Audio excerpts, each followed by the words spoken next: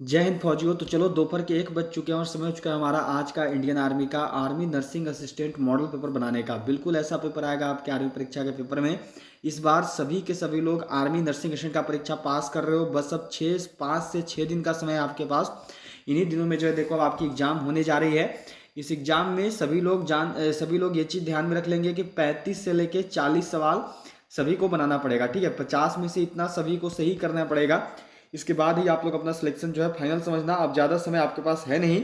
देखो जीके का 10 सवाल, मैथ का 5 सवाल, फिजिक्स का 5 सवाल, बायोलॉजी 15 और केमिस्ट्री 15, टोटल आपके जो है 50 सवाल होते हैं। और 50 में से आप सभी कोशिश यही करोगे कि 35 से 40 सवाल सही हो जाएं, चाहे आप सभी पूरे भारत में कहीं से भी हो। ठीक है, और इसके साथ साथ याद रखिएगा कि नया अग्निवीर का फॉर्म अप्लाई होने लगा है और नर्सिंग असिस्टेंट का भी। इसमें जो है आपका देखो 17 अप्रैल को एग्जाम डेट है नर्सिंग असिस्टेंट का, तो सभी लोग फॉर्म अप्लाई जरूर कर लेंगे। तो चलिए क्लास को सेशन को शुरू कर रहे हैं। क्लास सेशन शुरू करने से पहले जल्दी सभी लोग शेयर कर दो अपने सभी दोस्तों तक। इसके साथ साथ सभी लोग जल्दी से लाइक कर लोगे और जिन्होंने भी चैनल को सब्सक्राइब नहीं किया है वो सभी सब्सक्राइब करके बेल आइकन को ऑल पर जरूर सेट कर लेंगे। तो चलिए क्वेश्चन नंबर 1 से जो है शुरू कर रहे हैं। क्वेश्चन नंबर 1 देखो आपके सामने आ चुका है। क्वेश्चन नंबर 1 आपको मिला हुआ है। क्या है क्वेश्चन नंबर 1 कि इनमें से किस त्योहार में नौका दौड़ का आयोजन किया जाता है। In which of this festival boat race is organised. Bihu में, ओनम में, पोंगल में या फिर नवरात्रि में। निम्न में से वह कौन सा त्योहार है जिस त्योहार में देखो नौका दौड़ का आयोजन करते हैं। वह कौन सा त्योहार है जिसमें जो है नौका दौड़ आयोजित किया जाता है। चलिए बिल्कुल सही जवाब देंगे और बताएंगे। तो जो नौका दौड़ है यह देखो ओनम में आयोजित होता है। ठीक है, जो ओनम है इसमें देखो आपका नौका दौड़ का आयोजन किया जाता है। बी वाले सही है, बी वालों का जवाब जो है यहाँ पर बिल्कुल सही है। चलो अगला सवाल है कि सीके नायडू कप निम्न में से किस खेल से संबंधित है। C K Nayudu cup is associated with which of the following sports. Tennis, cricket, hockey या फिर गोल्फ। चलो बिल्कुल सही करना और बताना कि जो सीके नायडू कप है इसका संबंध निम्न में से किस खेल के साथ है। सही जवाब क्या होगा, इस सवाल का सही आंसर क्या है। सीके नायडू कप का संबंध निम्न में से किस खेल से है। तो जो सीके नायडू कप है यह देखो आपका क्रिकेट से संबंधित है। बी वालों का जवाब सही है, बी वाले जो है यहाँ पर बिल्कुल सही है, बहुत अच्छा, बी वालों का आंसर सही आया है। चलिए अगला सवाल देखेंगे। अगला सवाल देखो आपको दिया हुआ है कि लावनी किस राज्य का प्रसिद्ध लोक नृत्य है। Lavani is the famous folk dance of which state. Gujarat, Rajasthan, Maharashtra या फिर हिमाचल प्रदेश। जो लावनी है ये किस राज्य का प्रसिद्ध लोक नृत्य है। जो लावनी है ये किस राज्य के प्रसिद्ध लोक नृत्य के रूप में जाना जाता है। चलो बिल्कुल सही आंसर करना और सबको बताना। तो जो लावनी है, लावनी का संबंध है देखो आपका महाराष्ट्र राज्य से। ठीक है, जो लावनी है यह देखो महाराष्ट्र राज्य का प्रसिद्ध लोक नृत्य है। जो सही जवाब होगा ये होगा आपका ऑप्शन सी। चलो अगला सवाल देखेंगे। अगला सवाल देखो क्या दिया हुआ है यहाँ पर, अगले सवाल पर चल रहे हैं। अगला सवाल आपको मिला हुआ है कि शाहनामा का लेखक कौन था। Who was the author of Shahnameh. Utbi, Firdausi, Alberuni या फिर बर्नी। शाहनामा का लेखक कौन था। जो शाहनामा है इसकी रचना किसने की थी। जो शाहनामा है इसको किसने लिखा है। सही जवाब क्या है, चलो बिल्कुल सही करोगे, बताओगे सभी लोग। शाहनामा की रचना किसने की। सभी लोग एक एक बार क्लास को सेशन को जल्दी से शेयर कर दे अपने सभी दोस्तों तक। सभी लोग शेयर कर लेंगे। इसके साथ साथ सभी लोग जो है जल्दी से लाइक बटन प्रेस कर लेंगे, सभी लाइक कर लेना। और सभी लोग जो है चैनल को सब्सक्राइब करके बेल आइकन को ऑल पर जरूर सेट कर लोगे। शाहनामा के लेखक हैं देखो फिरदौसी। ठीक है, क्या होता है सही जवाब, तो ऑप्शन बी फिरदौसी, बी वाले सही है। चलो अगला सवाल करेंगे। अगला सवाल देखो आपको क्या दिया गया है। अगला सवाल यहाँ पे मिला हुआ है। अगला सवाल है कि निम्न में से सबसे अधिक नगरीकृत राज्य कौन सा है। Which of the following is the most urbanised state. Uttar Pradesh, Gujarat, Maharashtra या फिर पश्चिम बंगाल। निम्न में से सबसे अधिक नगरीकृत राज्य कौन सा है। निम्न में से जो है सबसे अधिक नगरीकृत राज्य कौन सा है। चलो बिल्कुल सही करना और बताना सबको। सबसे अधिक नगरीकृत राज्य कौन सा होता है, सही जवाब क्या होगा। निम्न में से सबसे अधिक नगरीकृत राज्य कौन सा है। तो जो राज्य देखो सबसे अधिक नगरीकृत है वह राज्य है आपका महाराष्ट्र। ठीक है, सी वालों का जवाब सही है, सी वाले बिल्कुल सही है। चलिए अगला सवाल पे चलेंगे। अगला सवाल देखो यहाँ पर है आपका, यह क्वेश्चन दिया हुआ है कि विश्व पर्यावरण दिवस कब मनाया जाता है। When is world environment day celebrated.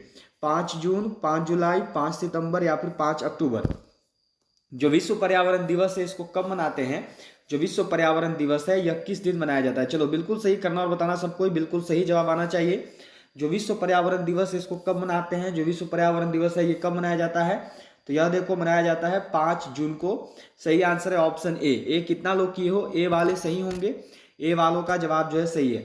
चलो अगला सवाल देखेंगे। अगला सवाल देखो आपको दिया हुआ है यहाँ पर कि इंग्लिश चैनल स्थित है। The English channel is located in England और फ्रांस के बीच, इंग्लैंड और जर्मनी के बीच, इंग्लैंड और बेल्जियम के बीच, या फिर इंग्लैंड और हॉलैंड के बीच। सही जवाब क्या होगा? इंग्लिश चैनल कहाँ पे स्थित है? जो इंग्लिश चैनल है यह कहाँ पर है? चलो बिल्कुल सही करना और सबके बताना, सभी का जवाब आना चाहिए। इंग्लिश चैनल कहाँ पे है? तो जो इंग्लिश चैनल है यह है देखो आपका इंग्लैंड और फ्रांस के बीच। सही जवाब होगा ऑप्शन ए, इंग्लैंड और फ्रांस के बीच। ठीक है, चलिए अगला सवाल देखो यहाँ पर है, ये आपको दिया हुआ है, नेक्स्ट क्वेश्चन मिला है कि गजलों का जनक किसे कहा जाता है? Who is called the father of ghazals? Mirza Ghalib, अमीर खुसरो, बहादुर शाह जफर, या फिर उमर खयाम। सही जवाब क्या होगा? गजलों के जनक कौन है? गजलों का जनक कौन कहलाता है? चलो जी जल्दी से करोगे और सबको बताओगे गजलों का जनक किसे कहा जाता है, गजलों का जनक कौन कहलाता है? तो गजलों का जनक याद रखना है, देखिए अमीर खुसरो को कहा जाता है। इसके साथ साथ याद रखिएगा तोता ए हिंद, ठीक है, तोता ए हिंद जो है यह देखो अमीर खुसरो को बोलते हैं। ठीक है, गजलों का जनक और उसके साथ साथ तोता ए हिंद। ठीक है, चलिए अगला सवाल पे देखेंगे। अगला सवाल देखो दिया हुआ है यहाँ पर। अगला सवाल है कि बाढ़ को रोका जा सकता है, कैन फ्लूड बी प्रिवेंटेड? स्थल को ढालदार बनाकर, जल आवरण को हटाकर, वनों को काटकर, या फिर नदी पर बांध बनाकर व वृक्षारोपण करके। बाढ़ को कैसे रोक सकते हैं? जो बाढ़ है इसको कैसे रोका जा सकता है? चलो जल्दी से करेंगे और सभी लोग बताएंगे बाढ़ को किस तरीके से रोक सकते हैं, बाढ़ को कैसे रोका जा सकता है। तो जो बाढ़ है यह देखो रोका जा सकता है नदियों पर बांध बनाकर व वृक्षारोपण करके। ठीक है, सही जवाब होगा ऑप्शन डी, डी वाले सही है। चलिए अगला सवाल, और यहाँ पर जीके का अंतिम सवाल। ठीक है, इसके बाद जो आपका फिजिक्स सवाल, फिजिक्स शुरू हो जाएगा, फिजिक्स का सवाल आना। जीके का देखो 10वां सवाल है ये, प्राचीन पौराणिक और विश्वविख्यात हरिहर क्षेत्र का मेला कहाँ लगता है? Where is the ancient mythological and world famous Harihar Kshetra fair held? Bihar में, उत्तर प्रदेश में, मध्य प्रदेश में, या फिर राजस्थान में? प्राचीन पौराणिक और विश्वविख्यात जो हरिहर क्षेत्र का मेला है यह कहाँ पर लगता है, इसका आयोजन जो है कहाँ पे होता है? चलो बिल्कुल सही करना और बताना। तो जो हरिहर क्षेत्र का मेला है यह देखो बिहार में लगता है। ठीक है, सही आंसर होगा ऑप्शन ए, बिहार। चलिए चलेंगे अगला सवाल पर। अब यहाँ से जो आपका देखो फिजिक्स शुरू है। ठीक है, यहाँ से जो है आपके अब फिजिक्स के 5 सवाल रहेंगे। जीके का जो है देखो 10 सवाल आपका हो गया, फिजिक्स का 5 सवाल जो है अब आपका होने वाला है। चलो क्या सवाल है? निम्न में से कौन सी धातु रोशनी के बल्बों के फिलामेंट के रूप में प्रयुक्त होती है? लोहा, मोलिडेनम, चांदी, या फिर टंगस्टन? चलो जी क्या होगा सही जवाब? वह कौन सी धातु है जो कि रोशनी के बल्बों के फिलामेंट के रूप में यूज में लाई जाती है, जो कि रोशनी के बल्बों के फिलामेंट के रूप में प्रयुक्त होती है? वह धातु कौन सी है? तो वह धातु है देखो आपका टंगस्टन। जो सही जवाब है ये होगा ऑप्शन डी, टंगस्टन। ठीक है, चलिए हो गया सबका। अगला सवाल पे चलते हैं। अगला सवाल देखो क्या दिया हुआ है यहाँ पर कि लॉ ऑफ फ्लोटिंग सिद्धांत की खोज किसने की थी? Who discovered the law of floating principle? Newton, Wright brothers, Galileo, या फिर आर्किमिडीज? लॉ ऑफ फ्लोटिंग सिद्धांत की खोज किसने की? जो लॉ ऑफ फ्लोटिंग का सिद्धांत है यह किसने दिया है? सही जवाब क्या है? चलिए बिल्कुल सही करेंगे और बताएंगे सब कोई। लॉ ऑफ फ्लोटिंग किसने दिया है? तो लॉ ऑफ फ्लोटिंग याद रखना देखो दिया है आर्किमिडीज ने। ठीक है, सही जवाब होगा ऑप्शन डी, डी वाले जो है बिल्कुल सही हैं, बहुत बढ़िया। चलिए अगला सवाल देखो आपको मिला हुआ है यहाँ पर। अगला सवाल है आपका कि डायनेमो में ऊर्जा परिवर्तन होता है, एनर्जी चेंजेज इन डायनेमो। यांत्रिक ऊर्जा से विद्युत ऊर्जा में, उष्मीय ऊर्जा से विद्युत ऊर्जा में, स्थितिज ऊर्जा से गतिज ऊर्जा में। जो भी आप सवाल देख रहे हैं इनमें से 50% सवाल देखो आपके नर्सिंग असिस्टेंट के ओरिजिनल पेपर के हैं। ठीक है, जैसे में ये सवाल भी देखो आपका 2020 का नर्सिंग असिस्टेंट का पेपर में आया हुआ है। डायनेमो में ऊर्जा परिवर्तन कैसे होता है? तो डायनेमो जो है देखो यांत्रिक ऊर्जा को विद्युत ऊर्जा में बदलता है। सही आंसर है आपका देखो ऑप्शन ए। ठीक है, चलिए अगला सवाल करेंगे। अगला सवाल देखो दिया हुआ है कि रेक्टिफायर का प्रयोग किया जाता है, रेक्टिफायर इज यूज्ड। ये भी आपका देखो नर्सिंग असिस्टेंट का ओरिजिनल पेपर में आ रखा है। चलो जल्दी से करना और बताना रेक्टिफायर का प्रयोग किस में करते हैं? जो रेक्टिफायर का प्रयोग है ये किस में होता है? तो जो रेक्टिफायर है इसका प्रयोग देखिए किया जाता है एसी को डीसी में बदलने के लिए। सही आंसर है ऑप्शन डी, एसी को डीसी में बदलने के लिए। ठीक है, चलिए नेक्स्ट क्वेश्चन देखेंगे। अगला सवाल है और फिजिक्स का अंतिम सवाल है। ठीक है, 15वां नंबर सवाल है आपका। देखो ये कि भौतिकी में चतुर्थ आयाम का परिचय किसने दिया? Who introduce the 4 dimension in physics? Newton, Einstein, Galileo, या फिर नील्स बोर? सही आंसर क्या है? चलो जल्दी से करना और सबको बताना। भौतिकी में चतुर्थ आयाम का परिचय किसके द्वारा दिया गया? तो भौतिकी में चतुर्थ आयाम का जो परिचय है यह देखो दिया है आइंस्टीन ने। ठीक है, सही आंसर होगा ऑप्शन बी, आइंस्टीन। हो गया सबका। चलो अगला सवाल पे चलते हैं। यहाँ से देखो अब जो है आपका यहाँ पे देखो अब बायोलॉजी रहेगा। ठीक है, जीके का 10 सवाल हो चुका है, फिर उसके बाद आपका देखो फिजिक्स का भी जो है 5 सवाल हो चुका है। अब जो है यहाँ से आपके बायोलॉजी के 15 सवाल होने जा रहे हैं। क्या दिया हुआ है? गोबर पर उगने वाले कवक कहलाते हैं। What are the fungi that grow on cow dung called? Saxicolous, ठीक है, या फिर अगला है टेरिकोलस या सक्सिकोलस। अगला दिया हुआ है देखो आपका यहाँ पर क्या है? कोप्रोफिल्स। चलो बिल्कुल सही करना और सबको यहाँ पर बताना सही आंसर क्या है। इस सवाल का सही जवाब क्या होगा? देखो गोबर पर उगने वाले कवक क्या कहलाएंगे और सबको बताएंगे। गोबर पर उगने वाले कवक को क्या बोलते हैं? तो गोबर पर जो कवक उगते हैं उनको देखिए क्रोपोफिल्स कहते हैं। सही आंसर है ऑप्शन डी, क्रोपोफिल्स। ठीक है, चलिए अगला सवाल देखेंगे। अगला सवाल देखो यहाँ पर है, ये मिला हुआ है आपको कि एगार एगार किससे तैयार होता है? व्हाट इज एगार एगार प्रिपेयर्ड फ्रॉम? शैवाल से, लाइकेन से, कवक से या फिर ब्रायोफाइटा से? सही जवाब क्या है? जो एगार एगार है ये किससे तैयार होता है? जो एगार एगार है यह आपका किससे तैयार होता है? चलो जल्दी से करना और सबको बताना। तो जो एगार एगार है यह देखो आपका शैवाल से, एल्गी से तैयार होता है। सही आंसर होगा ऑप्शन ए। ठीक है, चलिए चलेंगे अगला सवाल पर। नेक्स्ट क्वेश्चन देखेंगे। अगला सवाल देखो क्या दिया हुआ है यहाँ पे कि अयस्क को जंग लगने से रोकने के लिए कौन सी प्रक्रिया लाभकारी नहीं है? अनिलन, ग्रीज लगाना या फिर जिंक चढ़ाना या फिर पेंट करना? सही जवाब क्या होगा? चलिए जल्दी से करेंगे और सबको बताएंगे। अयस्क को जंग लगने से रोकने के लिए जो है कौन सी प्रक्रिया लाभकारी नहीं है ये पूछा है। ठीक है, कौन सी प्रक्रिया को यूज नहीं किया जा सकता है, कौन सी प्रक्रिया जो है लाभकारी नहीं है? तो वह प्रक्रिया जो लाभकारी नहीं है वो है देखो अनिलन। ठीक है, अनिलन जो है ये देखो अयस्क को जंग लगने से रोकने के लिए लाभकारी नहीं है। हो गया। चलिए अगला सवाल पे चलते हैं। अगला सवाल देखो आपको दिया हुआ है, ये क्वेश्चन यहाँ पे मिला हुआ है। क्या सवाल है आपका कि तत्वों का सबसे पहला वर्गीकरण किसने किया था? Who did the first classification of elements? Lothar Meyer, Newlands, Mendeleev या फिर डॉबराइनर? तत्वों का पहला वर्गीकरण किसके द्वारा किया गया? तत्वों का जो पहला वर्गीकरण है यह किसने किया है? चलो जल्दी से करना और सबको बताना। तो तत्वों का जो पहला वर्गीकरण है यह देखो किसने किया है? तो ये किया है डॉबराइनर ने। ठीक है, सही जवाब होगा ऑप्शन डी, डॉबराइनर के द्वारा किया गया। डॉबराइनर का त्रिक आया था। ठीक है, ट्राइड्स ऑफ डॉबराइनर इसको बोलते हैं। डॉबराइनर का त्रिक याद रखेंगे सब कोई। चलिए पहला वर्गीकरण इसने ही किया था। अगला सवाल देखो यहाँ पर आपको मिला हुआ है, यह क्वेश्चन है कि डीएनए की संरचना को सबसे पहले किसने रेखांकित किया? Who first outlined the structure of DNA? Meghnath Saha, Alexander Fleming, Watson एवं क्रिक या फिर अगला है देखो स्टीफन हॉकिंग? सही जवाब क्या होगा? डीएनए की जो संरचना है उसको सबसे पहले रेखांकित किसके द्वारा किया गया? डीएनए की संरचना को सबसे पहले रेखांकन किसने किया? तो डीएनए की जो संरचना है इसका देखिए सबसे पहले रेखांकन किया है वॉटसन व क्रिक ने। सही जवाब है option C, Watson and Crick. चलिए अगला सवाल देखेंगे। अगला सवाल देखो यहाँ पर है, ये मिला हुआ है कि एक इमारत में ईंट जीवों में के समान है। Bricks in an building are like in living beings? कोशिकाओं, ऊतकों, अंगों या फिर ग्रंथियों? चलो क्या होगा सही जवाब? एक इमारत में जो ईंट है वो जीवों में किसके समान है? इस सवाल का सही जवाब क्या है? तो एक इमारत में जो ईंट हैं यह देखो होते हैं किसके समान? तो कोशिकाओं के समान। ठीक है, एक इमारत में ईंट उसी प्रकार है जिस प्रकार जीवों में कोशिकाएं हैं। हो गया। चलिए अगला सवाल देखेंगे। अगला सवाल देखो यहाँ पर आपका दिया हुआ है। नेक्स्ट क्वेश्चन देखो आपको मिला हुआ है। ये सवाल क्या मिला है आपको कि अग्नि निर्जा रोग किससे संबंधित है? अग्नि निर्जा रोग इज रिलेटेड टू? सेब से, नारंगी से, अंगूर से या फिर नारियल से? जो अग्नि निर्जा रोग है इसका संबंध किस रोग से है? अग्नि निर्जा रोग जो है यह किससे संबंधित है? इसका संबंध जो है किसके साथ है? चलिए बिल्कुल सही करना है और सबको जो है यहाँ पर बताना है। अग्नि निर्जा रोग जो है यह किससे संबंध रखता है? तो जो अग्नि निर्जा रोग है यह देखो सेब से संबंध रखता है। ठीक है, सही जवाब है ऑप्शन ए, सेब। चलिए अगला सवाल पे चलते हैं।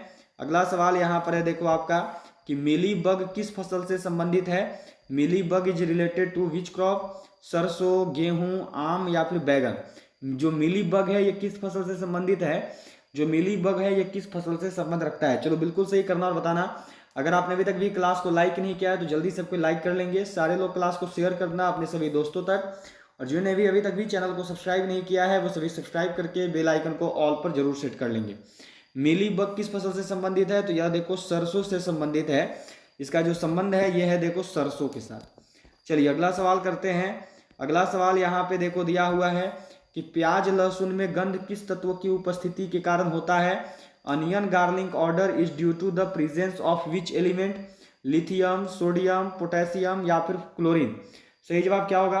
प्याज लहसुन में जो गंध है ये किस तत्व की उपस्थिति की वजह से होता है? प्याज लहसुन में जो गंध है ये किस तत्व के मौजूदगी के कारण होता है?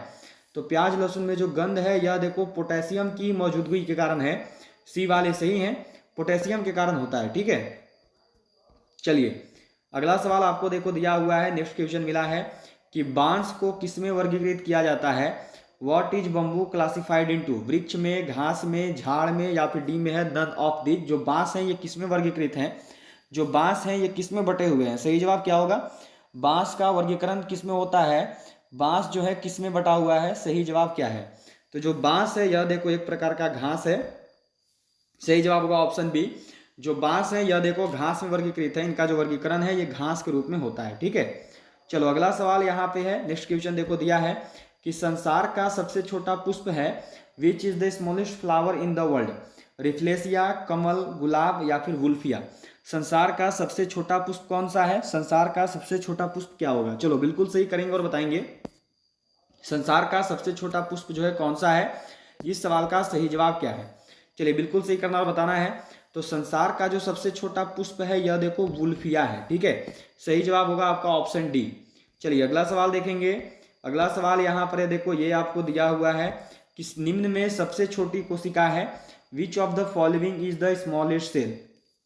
माइकोप्लाज्मा, अमीबा, श्वेत रक्त कणिका या फिर लाल रक्त कणिका? निम्न में सबसे छोटी कोशिका कौन सी है? निम्न में से जो है स्मॉलेस्ट सेल कौन सा है? सबसे छोटा कोशिका कौन सा है? तो निम्न में से जो सबसे छोटा कोशिका है यह देखो माइकोप्लाज्मा है। सही आंसर होगा ऑप्शन ए माइकोप्लाज्मा। जो माइकोप्लाज्मा है ये सबसे छोटी कोशिका है।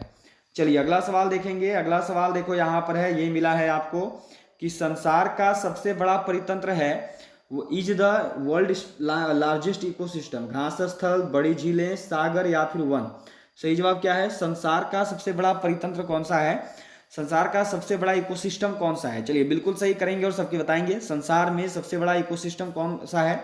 तो संसार का जो सबसे बड़ा इकोसिस्टम है यह देखो सागर है। ठीक है, संसार में जो सबसे बड़ा इकोसिस्टम रखता है ये सागर है। ऑप्शन सी सही है, सी वाले सही है। चलिए अगला सवाल यहाँ पे देखो दिया हुआ है कि एक पेड़ की छाल मसाले के रूप में प्रयोग की जाती है। The bark of this tree is used as a spice? दालचीनी, लौंग, नीम या फिर ताड़? किस पेड़ का जो छाल है वो मसाले के रूप में प्रयोग किया जाता है? चलिए बिल्कुल सही करना और बताना सबको ही। किस पेड़ के छाल को मसाले के रूप में प्रयोग करते हैं? तो वो पेड़ है देखो आपका दालचीनी। ठीक है, जो दालचीनी है इसका प्रयोग मसाले के रूप में करते हैं, इसके छाल का। चलिए अगला सवाल देखेंगे। अगला सवाल देखो यहाँ पर है आपका कि सबसे खराब वायु प्रदूषण उत्पन्न करने वाला पदार्थ है। The worst air pollutant is धुआं, सल्फर डाइऑक्साइड, कार्बन डाइऑक्साइड या फिर कार्बन मोनोऑक्साइड? सबसे खराब वायु प्रदूषण उत्पन्न करने वाला पदार्थ कौन सा है? सबसे खराब जो वायु प्रदूषण है ये किसके कारण उत्पन्न होता है? चलिए बिल्कुल सही कीजिएगा और सबकी बताइएगा। तो सबसे खराब जो वायु प्रदूषण है यह देखो उत्पन्न होता है कार्बन डाइऑक्साइड की वजह से। सही आंसर होता है ऑप्शन सी। चलिए अगला सवाल पे चलेंगे। अगला सवाल देखो यहाँ पे आपका अब जो है यहाँ से आपकी शुरू हो रही है केमिस्ट्री। ठीक है, जीके का देखो 10 सवाल हो गया, फिजिक्स का जो है 5 सवाल हो गया है और बायोलॉजी के जो है देखो आपके 15 सवाल हो गए। अब जो है यहाँ से केमिस्ट्री के आपके 15 सवाल रहेंगे। क्या दिया हुआ है? सिंदूर का रासायनिक सूत्र है। What is the chemical formula of vermilion? सही जवाब क्या होगा? चलो बिल्कुल सही करना और बताना। सिंदूर का रासायनिक सूत्र क्या होता है? सही आंसर क्या है? तो सिंदूर का जो रासायनिक सूत्र है यह देखो है HGS। सही जवाब है ऑप्शन ए। ठीक है, चलिए अगला सवाल करते हैं। अगला सवाल आपके सामने है कि नाभिकीय संयंत्रों में ग्रेफाइट का उपयोग किया जाता है। Graphite is used in nuclear plants? स्नेहक की ईंधन की तरह, स्नेहक की तरह, विमंदक की तरह या फिर नन ऑफ दिस? सही जवाब क्या होगा? नाभिकीय संयंत्रों में जो है ग्रेफाइट का प्रयोग किस रूप में करते हैं? इस सवाल का सही आंसर क्या है?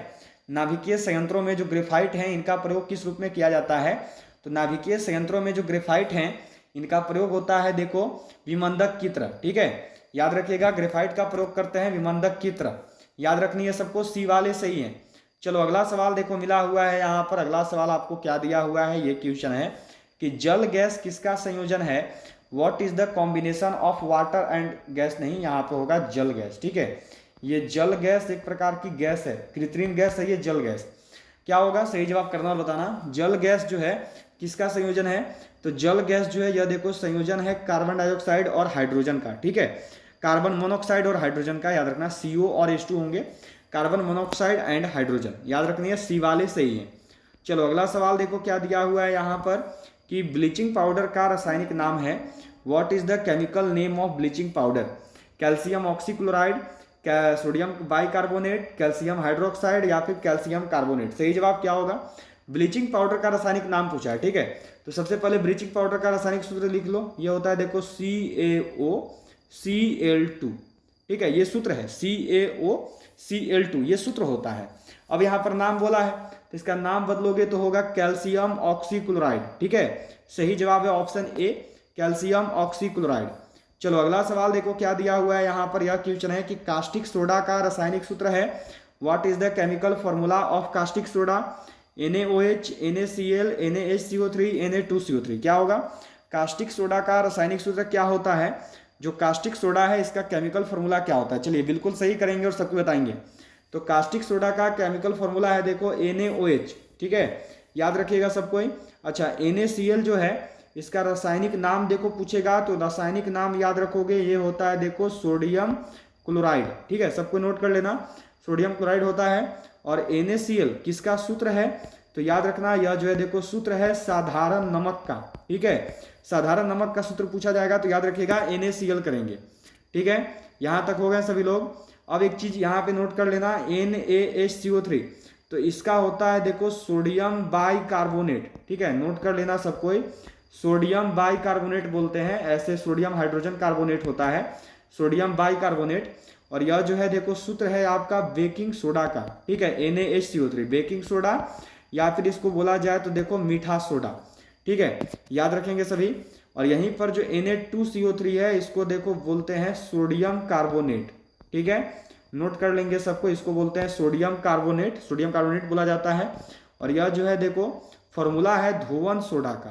ठीक है, मतलब कि वॉशिंग सोडा का ये फॉर्मूला होता है। ठीक है, सबको याद रखेंगे। चलिए अगला सवाल पे चलते हैं। अगला सवाल देखो क्या दिया हुआ है कि सबसे हल्की धातु है, which is the lightest metal, magnesium, aluminium, platinum या फिर लिथियम। सबसे हल्की धातु पूछा गया है। ठीक है, सबसे हल्का धातु कौन सा है, इस सवाल का सही जवाब क्या होगा, सबसे हल्की धातु कौन सी होती है।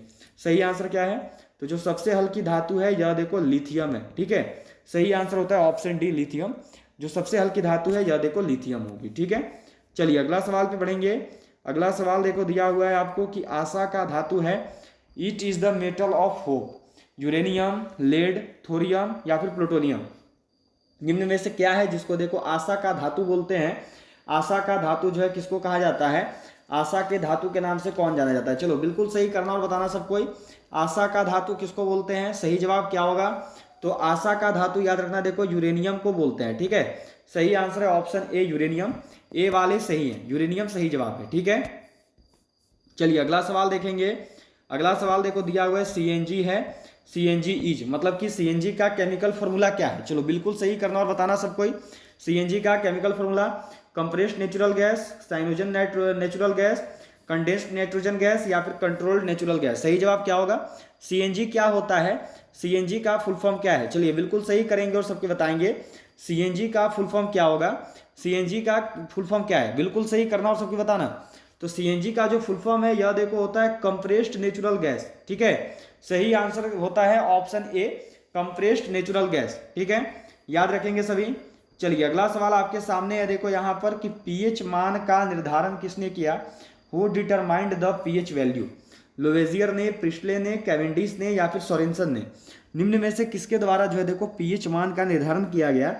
जो pH मान है ये किसने बताया, जो pH वैल्यू है ये किसके द्वारा बताया गया। चलो बिल्कुल सही करेंगे और सबको बताएंगे pH मान का निर्धारण किसने किया है।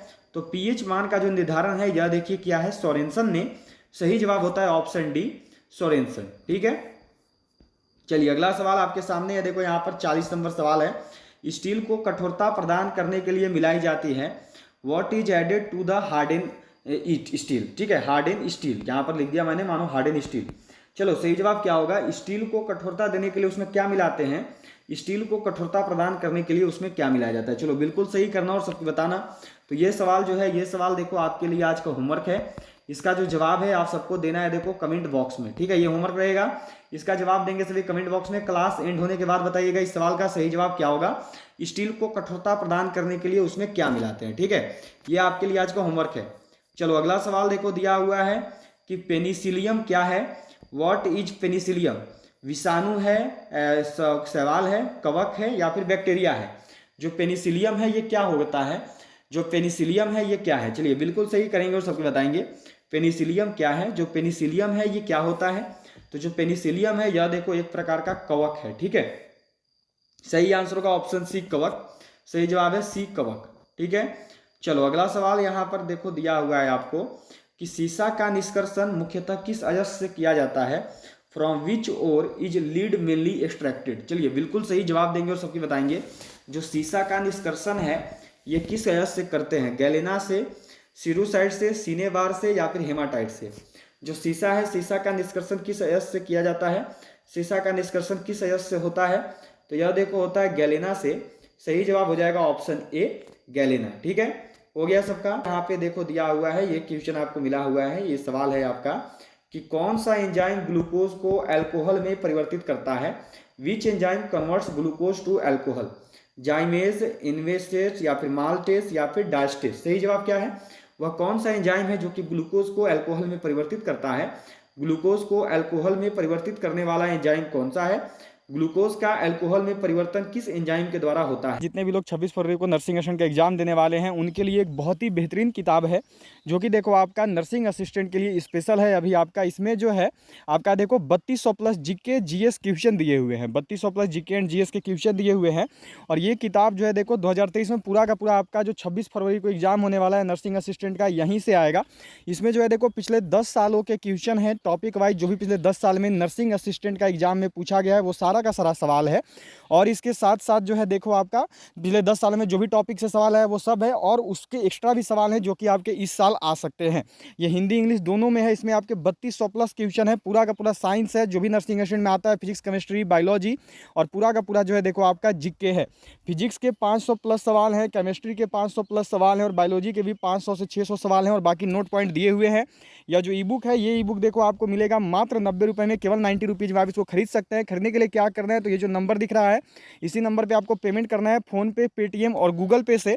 और फिर पेमेंट करने के बाद जो है आपको देखो इसी नंबर पे व्हाट्सएप पे स्क्रीनशॉट सेंड करना है, फिर जो है ये ई बुक आपको मिल जाएगा। तो अगर आप सब चाहते हो कि 26 फरवरी का नर्सिंग असिस्टेंट आर्मी परीक्षा आपसे निकले तो जल्दी से इस ई बुक को बाई कर लो। ये ई बुक आपको 100% नर्सिंग असिस्टेंट आर्मी परीक्षा में सिलेक्शन जरूर दिलवाएगा। याद रखिएगा केवल 90 रुपये में आपको मिल रहा है। खरीदने के लिए यही करना है कि ये जो नंबर दिख रहा है इसी नंबर पर आपको पेमेंट करना है, फ़ोनपे, पेटीएम और गूगल पे से। फिर पेमेंट करने के बाद जो है पेमेंट का स्क्रीनशॉट आपको इसी नंबर पर सेंड कर देना है और ये आपको तुरंत जो है सेंड कर दिया जाएगा आपके व्हाट्सएप पर पीडीएफ फॉर्मेट में। ये ई बुक आपको 100% सिलेक्शन दिलाएगा 26 फरवरी के नर्सिंग असिस्टेंट के एग्जाम में। अगर नर्सिंग असिस्टेंट में सिलेक्शन चाहते हो तो इस ई बुक को सभी लोग बाई जरूर कर लेना। तो जो ग्लूकोज है यह देखो परिवर्तित जो एंजाइम ग्लूकोज को अल्कोहल में परिवर्तित करता है वह एंजाइम है जाइमेज, ठीक है। वह एंजाइम जो कि ग्लूकोज को अल्कोहल में परिवर्तित करता है वह एंजाइम होता है जाइमेज, ऑप्शन ए, ठीक है। चलिए अगला सवाल आपके सामने है, देखो यहाँ पर यह दिया हुआ है कि गाजर का रंग किसकी मौजूदगी के कारण ऐसा होता है। Due to the presence of which the colour of carrot is like this, chlorophyll, phytocyanin या फिर फैक्रोइरिसिन या फिर कैरोटीन। सही जवाब क्या है, जो गाजर का रंग है ये किसकी मौजूदगी के कारण ऐसा होता है। जो गाजर का रंग है ये किसकी मौजूदगी के कारण जो है देखो इस प्रकार का होता है। सही जवाब क्या होगा, तो जो गाजर का रंग है यह देखो कैरोटीन के कारण ऐसा होता है। सही आंसर है ऑप्शन डी, कैरोटीन, ठीक है। चलिए अब जो है आपका देखो आज का अंतिम सवाल है यहाँ पर, इसके साथ आज क्लास एंड करेंगे, ठीक है। आज आपका देखो जीके का 10 सवाल रहा, ठीक है। फिर फिजिक्स का 5 सवाल हमने किया, बायोलॉजी का 15 सवाल हुआ और केमिस्ट्री का जो है 15 सवाल हुआ। टोटल आपके क्वेश्चन करवाए गए हैं 45। आज 5 सवाल मैथ का नहीं रहेगा, किसी कुछ काम के कारण आज आपके टोटल 45 क्वेश्चन ही करवाए जा रहे हैं। ऑटो हॉर्न के अनुभव की खोज निम्न सिद्धांत के आधार पर की। जो ऑटो हॉर्न है इसने अपने अनुभव की खोज किस सिद्धांत के आधार पर की है। सही जवाब क्या है, तो जो ऑटो हॉर्न है, इन्होंने देखिए अपने जो अणु बम है इसकी खोज की है, देखो नाभिकीय विखंडन के आधार पर। सही जवाब होगा ऑप्शन बी, नाभिकीय विखंडन। ठीक है, तो आज 45 सवाल थे आपके, आज 5 सवाल मैथ के नहीं है, आज 45 सवाल थे। जरूर बताना 45 में से कितने सवालों को सही किया हो। तो चलो ऑल ऑफ यू बाय, सभी लोग जाते जाते क्लास को लाइक शेयर एंड सब्सक्राइब जरूर कर लेंगे। चलिए सभी को जय हिंद एंड जय भारत।